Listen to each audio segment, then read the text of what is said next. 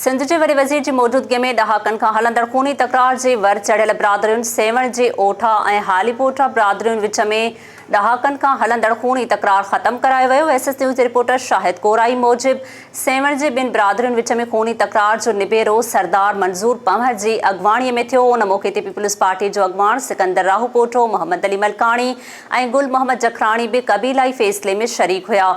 ज़रियनि मूजिबि सेवण जे ओठा ऐं हालीपोटा बिरादरियुनि विच में 2700 एकड़ ज़मीन जी मालिकीअ ते 1953 ईस्वीअ खां तकरार हलंदड़ हुयो। ओठा हालीपोटा क़बीलाई तकरार में हींअर ताईं 3 ॼणा मारिजी विया ऐं केतिराई ज़ख़्मी बि थी पिया हुआ। फ़ैसिलो कयो वियो आहे त ओठा बिरादरी जे कब्ज़े वारी ज़मीन संदन वटि रहंदी, पर क़त्ल थियल माण्हुनि जे खून जो मुआवज़ो ॾिनो वेंदो। फ़ैसिले मूजिबि ओठा हालीपोटा बिरादरी जे ज़ख़्मियुनि खे 15 लख रुपया ऐं फ़ी माण्हू 10 लख रुपया ॾंड लॻायो वियो आहे।